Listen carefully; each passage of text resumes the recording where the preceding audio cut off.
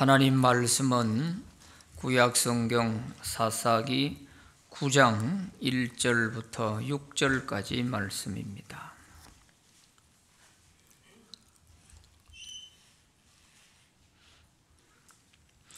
여룻바알의 아들 아비멜렉이 세겜에 가서 그의 어머니의 형제에게 이르러 그들과 그의 외조부의 집에 온 가족에게 말하여 이르되 청하노니 너희는 세겜의 모든 사람들의 귀에 말하라.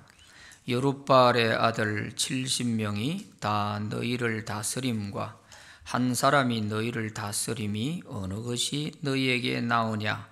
또 나는 너희와 고륙임을 기억하라 하니 그의 어머니의 형제들이 그를 위하여 이 모든 말을 세겜의 모든 사람들의 귀에 말하매 그들의 마음이 아비멜렉에게로 기울어서 이르기를 그는 우리 형제라 하고 바알브릿 신전에서 은 70개를 내어 그에게 주매 아비멜렉이 그것으로 방탕하고 경박한 사람들을 사서 자기를 따르게 하고 오브라에 있는 그의 아버지의 집으로 가서 여룻바알의 아들 곧 자기 형제 70명을 한 바위 위에서 죽였으되 다만 여룻바알의 막내 아들 요담은 스스로 숨었으므로 남으니라.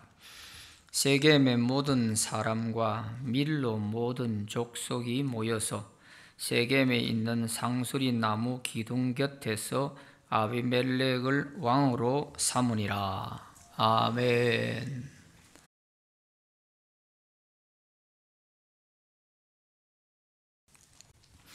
가나안 땅을 정복한 이스라엘의 지도자 여호수아가 세상을 떠난 후에 이스라엘에는 특출한 지도자가 없었습니다. 그러자 이스라엘 백성들은 하나님을 버리고 가나안 사람들이 섬기는 우상을 숭배하게 됐습니다. 그러자 하나님은 주변 민족들을 불러와서 이스라엘을 압제하게 하셨습니다. 고통에 빠진 백성들은 그제야 하나님께 죄를 회개하고 부르짖어 기도합니다. 그러면 하나님이 사사를 세워주셔서 나라와 민족을 다시 구해 주셨습니다. 그리고 평안해지면 이스라엘 백성들은 또 하나님을 버리고 우상 숭배를 했습니다. 그러면 하나님이 또 징계하시고 또 회개하면 또 사사를 통해서 구원해 주십니다. 이처럼 반복된 삶을 약 350년 동안 계속합니다. 이것이 사사 시대입니다. 12사사가 등장할 만큼 사사 시대는 혼란한 시대였습니다. 혼란한 사사 시대를 잘 표현해 주는 성경 말씀이 한 절 있습니다. 사사기 21장 25절을 보면 그때에 이스라엘의 왕이 없으므로 사람이 각기 자기의 소견에 옳은 대로 행하였더라. 그렇게 말씀하고 있습니다. 사람이 각각 자기의 소견에 옳은 대로 행하였더라. 이것을 쉬운 성경에서는 자기가 하고 싶은 대로 행했습니다. 이렇게 의역을 하고 있습니다. 이게 사사시대입니다. 왜 사사시대에 이런 혼란을 가져왔느냐? 왜 똑같은 것을 계속 되풀이하게 되었느냐 하는 그 이유가 여기에 나와 있습니다. 어느 누구의 말도 듣지 않고 사람들이 자기 소견에 옳은 대로 자기가 하고 싶은 대로 행하며 살아가는 그런 시대가 사사 시대였습니다. 그러다 보니까 사회가 혼란할 수밖에 없었던 것이죠. 무엇이 진리고 무엇이 잘못된 것인지 분별이 안 될 정도로 자기 옳은 대로 그냥 자기가 옳다고 생각하면 자기 마음대로 살아가는 거예요. 이것이 구약 시대의 사사 시대였다면 오늘 우리가 살고 있는 이 시대를 바라보면 현대판 사사 시대가 아닌가, 그런 생각이 들 정도로 무엇이 진리다 하는 것을 사람들은 어느 하나만을 절대화하지 않으려고 하는 거예요. 이게 포스트 모더니즘 시대라고 하는 겁니다. 어느 하나를 절대화시키지 않고 전부 상대화시키면서 각각 자기가 옳다고 생각하면 그렇게 살아가는 거예요. 이것이 진리다 이렇게 말하면 그걸 싫어하는 것입니다. 이것이 바로 오늘 21세기를 살아가는 우리 앞에 놓여 있는 사사시대입니다. 현대판 사사시대. 자기가 하고 싶은 대로 하고 살아가는 거예요. 이러니까 사회는 혼란할 수밖에 없고 나라도 어디로 가야 할지 방향을 잃어버리는 이런 시대가 되어버린 것이죠. 사사기에 나오는 12사사 가운데 기드온이라고 하는 사사는 7년 동안 이스라엘 백성들이 미디안 민족에게 압제를 당하고 있을 때에 300명의 군사를 거느리고 적군 수십만 명을 물리치고 민족의 영웅이 된 사사가 바로 기드온입니다. 기드온이 이스라엘을 미디안에게서 구원하고 그 후로 40년 동안 평안하게 지내게 됩니다. 평안해지니까 사사도 이스라엘 백성들도 점점 타락하게 되는 것입니다. 그래서 기드온은 많은 아내를 두고 거기서 낳은 아들이 70명이 되었습니다. 그것도 부족해서 세겜에다 첩을 두고서 또 아들을 낳았는데 그 첩에게서 태어난 아들이 오늘 본문에 나오는 아비멜렉이라고 하는 사람입니다. 기드온이 죽게 되자 아들 가운데에서 왕이 되기 위해서 왕자난이 일어났습니다. 이때 가장 왕이 되고 싶어 한 사람이 바로 이 첩에게서 난 아비멜렉이었습니다. 아비멜렉이 왕이 되려고 하니 첩의 아들이라고 하는 가장 아픈 그런 콤플렉스를 갖고 있죠. 그러다 보니까 아비멜렉은 그 모든 배다른 형제들을 무참하게 다 죽이고 자기가 왕이 됩니다. 아비멜렉이 왕이 되었지만 결국에는 자신에게도 백성들에게도 큰 불행을 안겨주고 말았습니다. 아비멜렉이 왕이 되는 과정을 통해서 하나님이 우리에게 주시는 교훈을 배우고자 합니다. 첫째는 어리석은 세겜 사람들의 판단입니다. 아비멜렉은 왕으로서 자격에 치명적인 약점을 가지고 있었는데 그것이 첩의 아들이라고 하는 것이죠. 그래서 자기의 지지 기반이 될 만한 자기 외갓집이 있는 세겜으로 가서 교모한 말로 친척들을 포섭하게 됩니다. 오늘 본문 사사기 9장 1절 2절 말씀을 보면 여룻바알의 아들 아비멜렉이 세겜에 가서 그의 어머니의 형제에게 이르러 그들과 그의 외조부의 집 온 가족에게 말하여 이르되 청하노니 너희는 세겜의 모든 사람들의 귀에 말하라. 여룻바알의 아들 70명이 다 너희를 다스림과 한 사람이 너희를 다스림이 어느 것이 너희에게 나으냐. 또 나는 너희와 고륙임을 기억하라 하니 이렇게 기록하고 있습니다. 아비멜렉이 친척이라는 말에 집안 사람들이 그를 도와주기로 했습니다. 그래서 친척들이 나서서 세겜 시내 사람들을 설득해서 아비멜렉을 왕이 되도록 지지를 해줄 것을 호소했던 것입니다. 그러자 세겜 사람들의 마음이 아비멜렉에게로 기울어져서 그를 형제로 여기고 지지하게 되었습니다. 그리고 자기들의 신전에서 은 70개를 꺼내어 후원금으로 도와주었습니다. 오늘 본문 3절 4절 말씀에 보면 그의 어머니의 형제들이 그를 위하여 이 모든 말을 세겜의 모든 사람들의 귀에 말하며 그들의 마음이 아비멜렉에게로 기울어서 이러기를 그는 우리 형제라 하고 바알브릿 신전에서 은 70개를 내어 그에게 주매, 이렇게 기록하고 있습니다. 세겜 사람들은 아비멜렉이 혈연, 지연을 내세운 가문 이슬에 속아서 그를 왕으로 지지하게 되었습니다. 기드온의 아들 중에 아무도 왕이 되려고 하는 사람이 없었습니다.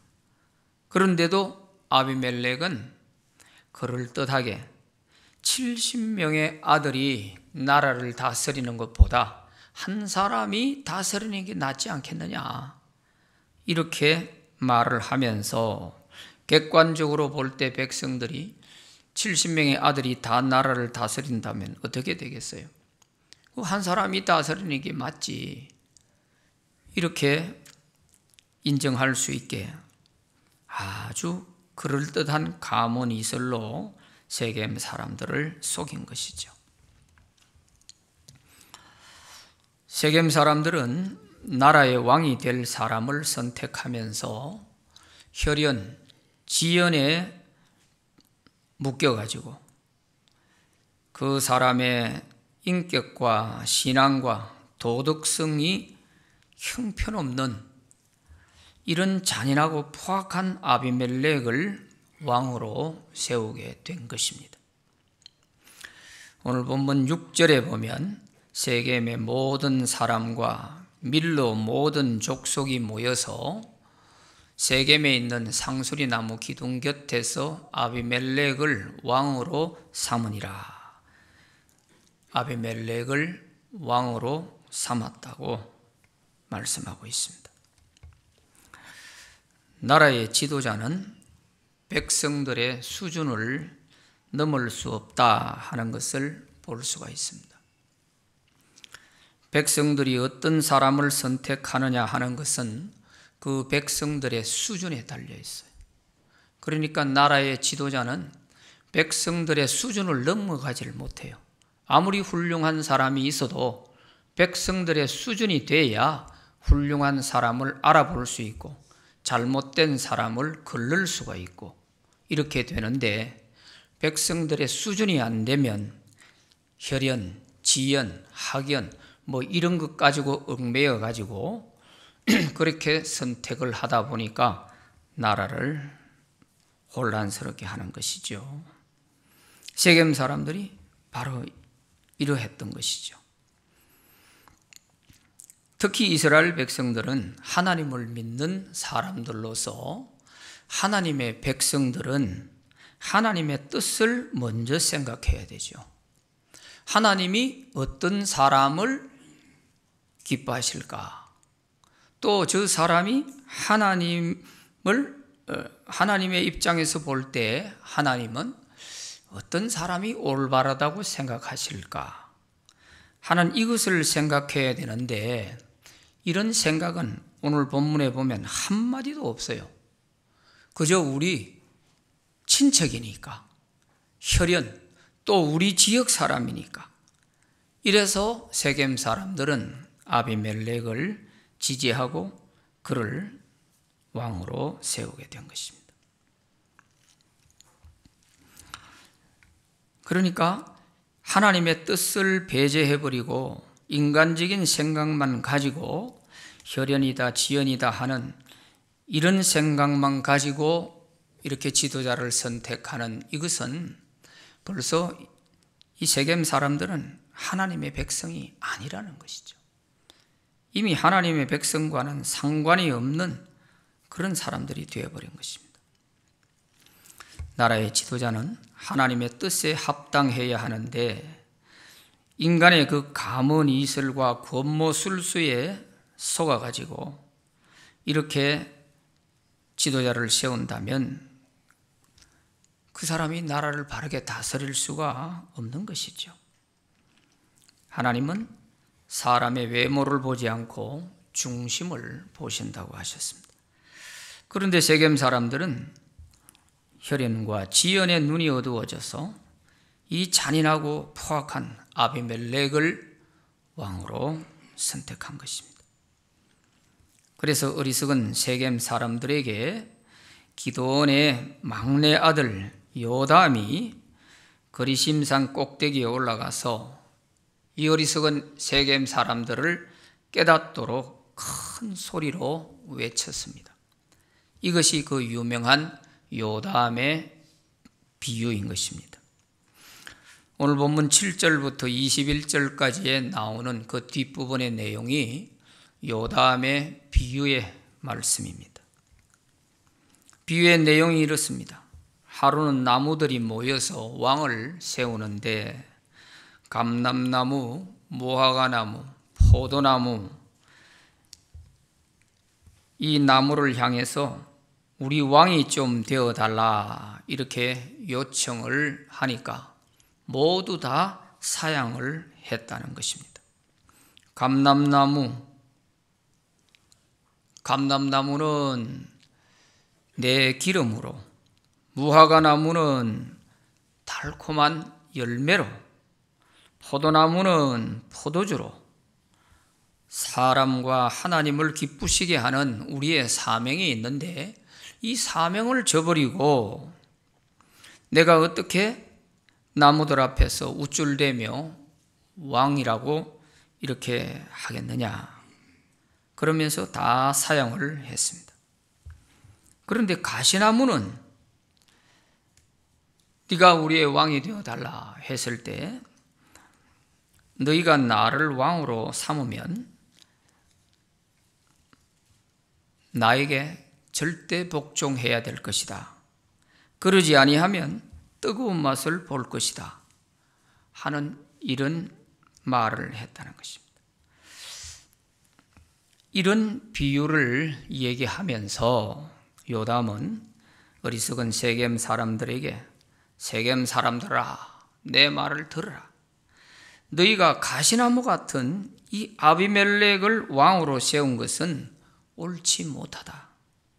자기에게 안 되는 아비멜렉을 너희 형제라고 그를 왕으로 세웠으니 이제 너희들은 뜨거운 맛을 볼 것이다 하고 저주를 하고 도망가서 숨어버렸습니다. 요담의 이 저주대로 세겜 사람들은 왕을 잘못 선택한 대가로 큰 화를 당하게 되는 것입니다. 두 번째는 왕이 되기 위한 아비멜렉의 죄악입니다. 아비멜렉의 가문 이설에 속은 세겜 사람들은 신전에 있는 돈을 꺼내서 아비멜렉에게 은 70개를 주었습니다.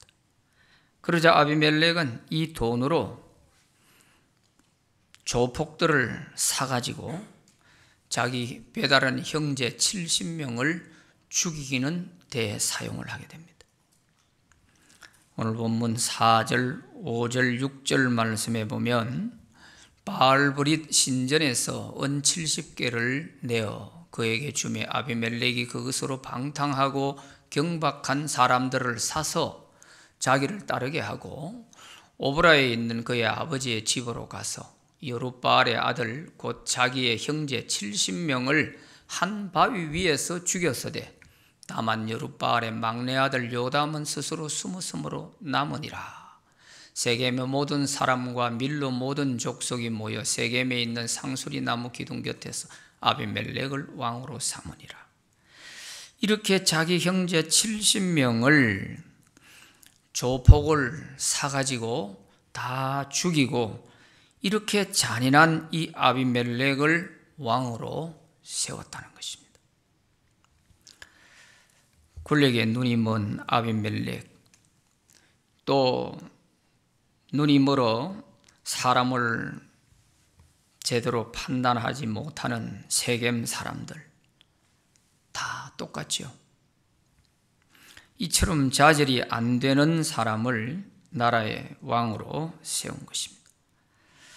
이처럼 수준 이하인 세겜 사람들과 아비멜렉이 손을 잡고 왕을 세우는 것을 하나님이 보시고 어떻게 하실까 하는 것이 궁금하지 않습니까?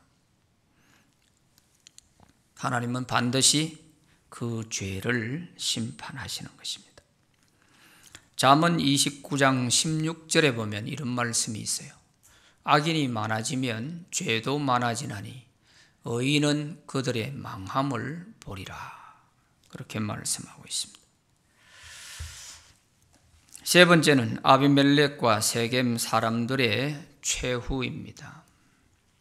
하나님을 배제하고 인간의 생각으로 혈연과 지연을 내세워서 왕을 세운 세겜 사람들과 아비멜렉을 하나님이 심판하시기로 하십니다. 사사기 9장 오늘 본문 뒷부분에 22절부터 24절까지 말씀해 보면 아비멜렉이 이스라엘을 다스린 지 3년에 하나님이 아비멜렉과 세겜 사람들 사이에 악한 영을 보내심에 세겜 사람들이 아비멜렉을 배반하였으니 이는 여룻바알의 아들 70명에게 저지른 포악한 일을 갚되 그들을 죽여 피 흘린 죄를 그들의 형제 아비멜렉과 아비멜렉의 손을 도와 그의 형제들을 죽이게 한 세겜 사람들에게로 돌아가게 하심이라. 이렇게 성경은 분명하게 밝혀주고 있습니다. 아비멜렉의 포악한 그것도 하나님이 다 그 죄를 갚아주되 그 포악한 아비멜렉을 도와준 세겜 사람들에게도 그 죄를 갚아주겠다는 것입니다. 이게 무서운 것입니다. 그냥 사람은 우리가 판단을 잘못할 수도 있지, 또 실수도 할 수 있지, 이렇게 예사롭게 합리화시켜버리면 안 됩니다. 우리가 선택 하나를 잘못하게 되면 악인을 도와주게 되는 것은 악인과 같이 처벌을 받는 거예요. 이게 무서운 거예요. 알고 했다 모르고 했다 그게 다 소용이 없어요. 그래서 우리가 악인과 함께 오만한 자리에는 앉지도 말고 악인의 길에는 서지도 말라 하는 이유가 바로 여기에 있습니다. 안 믿는 사람도 악한 사람 옆에 있으면 벼락 맞는다는 말이 있잖아요. 그러니까 우리가 악한 사람을 도와주는 그 자체도 악에 동조하는 것이고 악을 협력하는 것이니까 이게 무거운 것입니다. 아비멜렉이 왕이 되고 3년 만에, 그래서 3년 만에 아비멜렉과 세겜 사람들 사이에 하나님이 악한 영을 보내셨다 그랬어요. 사탄을 보낸 거죠. 사탄도 하나님의 손안에 있습니다. 하나님이 언제든지 이용하실 때, 이렇게 악한 자들에 대한 심판을 하실 때 악한 영 사탄을 보내서 자중질환이 일어나게 해서 스스로 망하게 하는 거예요. 스스로. 이게 하나님의 심판입니다. 하나님이 손댈 것도 없이 사탄을 보내면은 자기들끼리 치고받고 해서 다 죽고 마는 거예요. 그래서 아비멜렉이 왕이 되고 3년이 됐을 때 아비멜렉이 정치를 잘했으면 이런 일이 안 일어났겠죠. 3년 동안에 백성들에 대해서 아주 강압적인 그런 정치를 했던 것입니다. 그러니까 백성들이 살기가 어려워졌어요. 세겜 사람들 가운데에는 살기가 어려우니까 산적들이 생겨나게 됩니다. 그래서 곳곳에서 산적들이 숨어서 지나가는 사람들을 강탈하는 이런 일들이 벌어진 거예요. 오늘 그 뒷부분 25절을 보면은 그걸 알 수가 있어요. 산적들이 나타나가지고 설치될 이런 사회가 됐으니 분명히 정치를 잘못한 거죠. 압제를 통하여서 백성들이 살기가 힘들어지니까 이런 산적들이 활개를 치는 세상이 된 것이죠. 이 산적이 된 사람들이 어떤 사람이냐 하면 26절에 보면 에벳의 아들 가알이라는 사람이 이제 등장하게 돼요. 이 에벳이라는 뜻이 뭐냐 하면 노예라는 뜻이에요. 그러니까 이 가알이라는 사람은 노예 출신이라는 말이죠. 이 가알이라는 사람이 마치 산적들이 활개를 치는 이런 시대에 백성들에게는 아비멜렉에 대한 불만이 높아져 가고 이렇게 돼 있을 때에 이 가알과 그 형제들이 세겜으로 이사를 오게 되는 겁니다. 그래서 신전 방에서 이 세겜 사람들을 불러 모아서 잔치를 엽니다. 그리고서 백성들의 얘기를 들어보니 아비멜렉에 대한 불만이 고조되어 있는 것을 알 수가 있어요. 거기다가 이 가알이 기름을 붓습니다. 그렇습니다. 우리가 아비멜렉을 섬겨야 할 이유가 어디 있습니까? 아비멜렉을 섬기느니 차라리 이 세겜 땅의 원래 주인이었던 하모를 섬기는 것이 낫겠습니다. 그러면서 거기에서 먹고 마시면서 아비멜렉에 대한 성토가 이루어지게 되고 그 백성들의 그 불만을 이 가알이 앞장서서 아비멜렉을 대적하는 데에 앞장서게 되는 것입니다.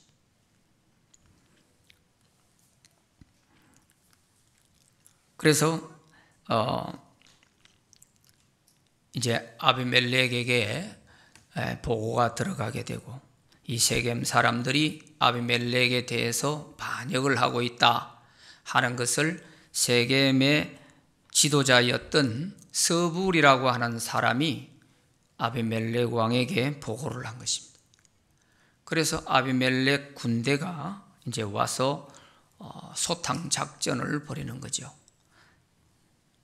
세겜 사람들이 아비멜렉을 왕으로 뽑아 주었는데 오히려 아비멜렉이 군대를 보내서 반역한다고 이 세겜 사람들을 이제 다 죽이는 것입니다. 이런 일이 벌어졌어요. 이게 왜 이렇게 됐어요? 하나님께서 악한 영을 보내시니까 이런 일이 벌어지게 된 거예요. 이게 하나님의 심판이 시작된 것이죠.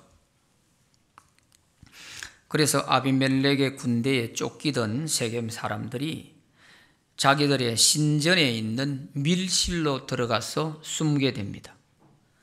그러자 아비멜렉이 그 동굴과 같은 신전 밀실에 숨어 있는 사람들을 들어가서 잡으려고 한 피해가 많이 생기니까 그 밀실 위에다가 불을 질러버립니다.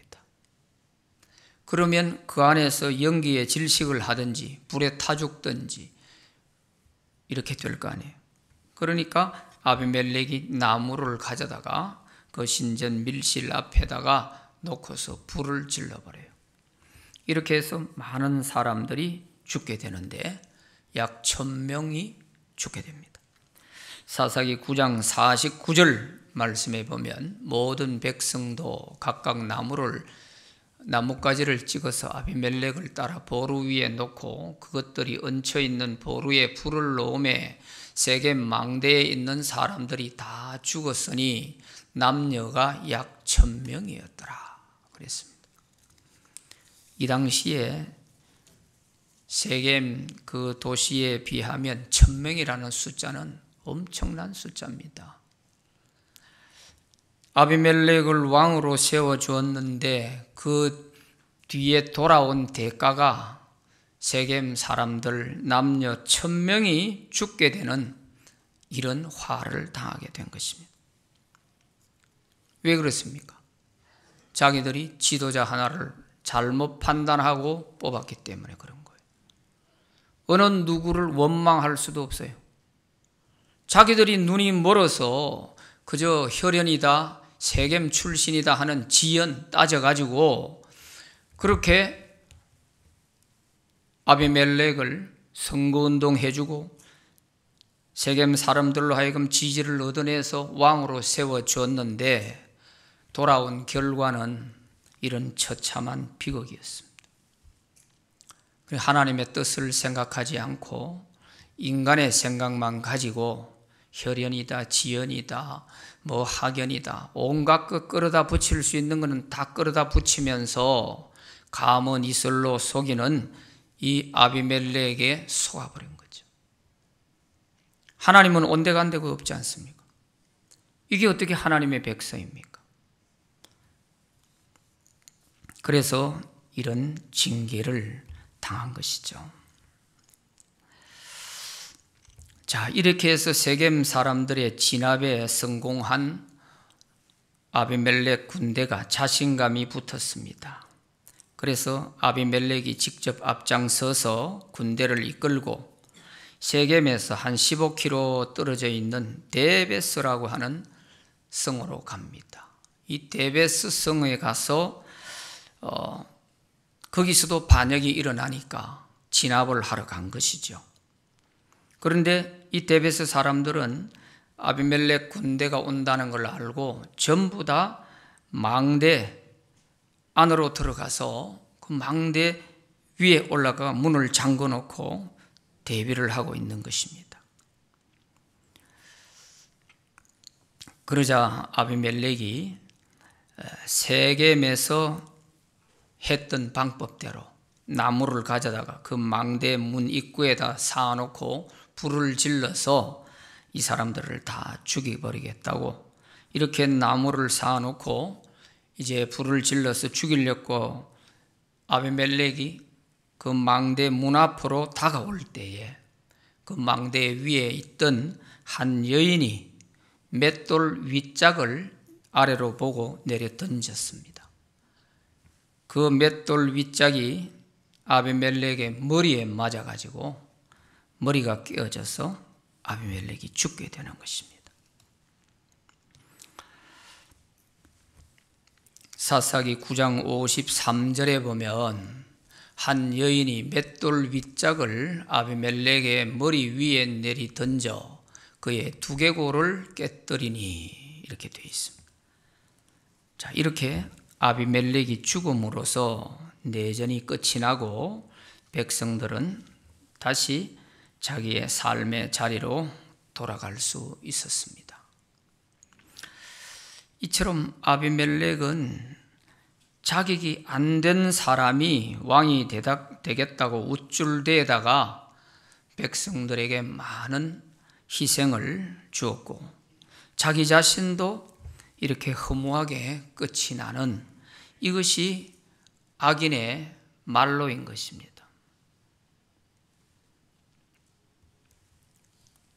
악인은 하나님이 인정하지 않으죠. 바람에 나는 겨와 같이 이렇게 사라지게 되는 것입니다.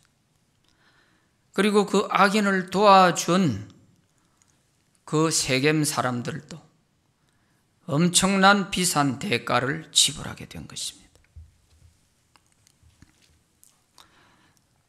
도와준 그 돈으로 조폭을 사서 70명의 아비멜렉에 배달한 형제들을 죽이는데 이렇게 잔인하게 사용하고 하는 이런 사람을 지도자로 뽑았으니 그 뭐 기대할 게 뭐 있겠어요? 돌아올 게 뻔한 거 아니겠어요? 그래서 세겜 사람들은 어리석은 판단으로 혹독한 대가를 치르고 아비멜렉 역시도 나라에 전혀 도움이 안 되고 백성들에게 희생만 안겨주고 피를 불러오는 이런 처참한 말로가 되어버렸던 것입니다. 그것도 한 여인이 던진 그 돌에 맞아 머리가 깨져 죽는, 이게 얼마나 정말 아비멜렉으로서는 수치스러운지 몰라요. 그래서 아비멜렉이 돌에 맞아 머리가 깨져 죽어가면서 옆에 있는 신하에게, 야, 내 돌에 맞아 죽었다고 안 하게 네가 날 찔러서 죽여라, 이러고 죽었어요. 얼마나 비참합니까? 하나님의 심판은 정확하게 내려졌습니다. 결론을 이렇게 성경은 내리고 있습니다. 사사기 9장 56절 57절에 보면 아비멜렉이 그의 형제 70명을 죽여 자기 아버지에게 행한 악행을 하나님이 이같이 갚으셨고, 또 세겜 사람들의 모든 악행을 하나님이 그들의 머리에 갚으셨으니 여룻바알의 아들 요담의 저주가 그들에게 응하니라 그랬습니다. 사사시대의 한 부분적인 역사지만 이 역사가 오늘 21세기를 살아가는 우리에게 아무 상관없는 옛날 옛적 이야기만 될까요? 결코 그렇지 않습니다. 오늘 우리는 여기에서 중요한 교훈을 배워야 됩니다. 오늘 우리의 올바르지 못한 선택 하나는 우리 모든 공동체가 함께 그 대가를 받게 된다는 사실이에요. 올바른 선택을 할 때 영광도 함께 누리게 되지만 잘못된 선택을 했을 때에는 우리가 그 모든 대가도 우리가 함께 희생으로 지불해야 된다는 사실입니다. 이걸 잊어서는 안 되는 것입니다.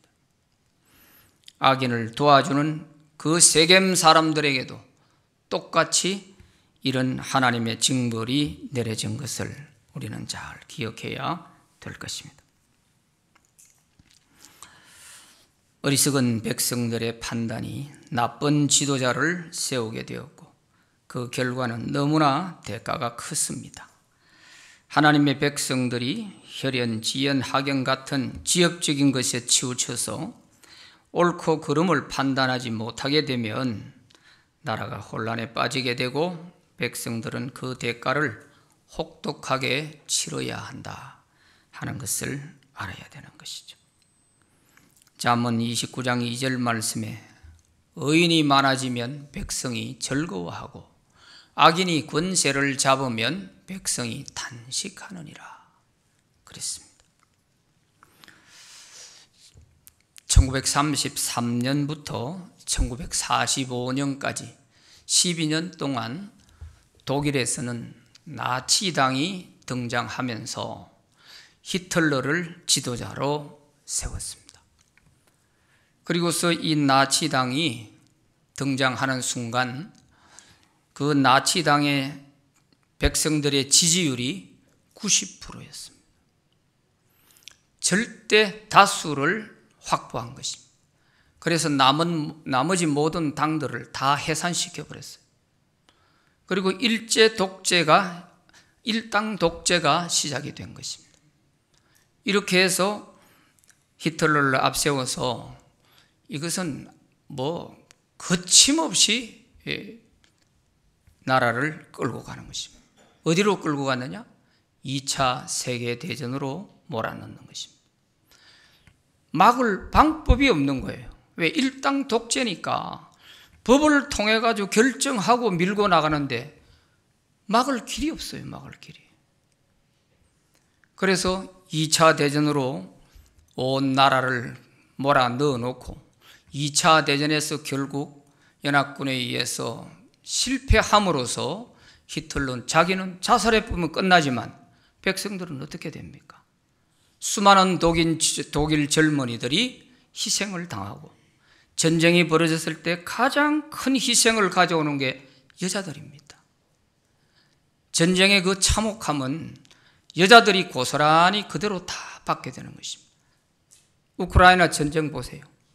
다 일일이 그 뒷부분에 보도가 안 돼서 그렇죠. 여자들의 그 희생은 말할 수가 없어요. 그러니까 차라리 우리가 총 들고 전쟁터에 나가서 싸우다 죽겠다.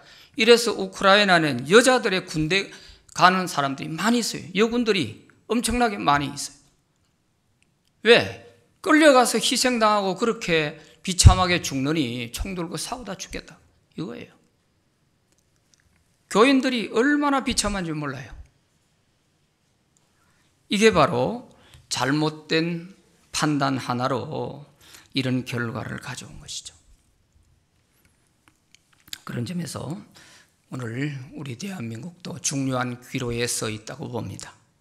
그래서 우리 대한민국 국민들이 제발 이 세겜 사람들과 같이 이런 어리석은 판단을 하지 않고 정말 한국 교회가 하나님의 백성으로서 하나님이 보실 때 옳고 그름을 어떻게 보실지를 생각하면서 아마 우리 대한민국의 지도자도 잘 선택해야 될 줄로 믿습니다. 그래서 우리 대한민국이 더 앞으로 번영을 하느냐, 여기에서 쇠퇴해 가느냐 하는 중요한 기로라고 생각이 됩니다. 지금 모든 조건이 과거 나치당의 그럴 때의 조건과 너무나 흡사한 것입니다. 다수당을 갖고 있고 모든 삼권 분립이 지금 약화되고요. 이게 그때하고 너무 똑같은 거예요. 그런 점에서 정말 기도하지 않을 수 없고 심히 염려되는 부분들이 많습니다. 기도하시면서 올바른 판단으로 정말 이 나라를 하나님이 다시 한번 구해 주시고 우뚝 세워 주실 것을 우리가 믿고 또 기도할 수 있기를 바랍니다. 기도합시다. 하나님 아버지 감사합니다. 어리석은 세겜 사람들, 또 권력에 미쳐 눈이 어두워 있는 아비멜렉과 정말 오늘 21세기를 살아가는 대한민국의 입장과도 너무 흡사한 부분이 있습니다. 하나님이여, 우리 대한민국 백성들의 눈을 열어주시고 한국 교회의 성도들의 눈을 열어주셔서 이 시대에 정말 우리 대한민국의 대통령을 뽑을 때에 정말 하나님이 기뻐할 사람을 잘 세워서 이 대한민국이 혼란 없이 더욱더 발전해 나갈 수 있도록 은혜를 주시옵소서.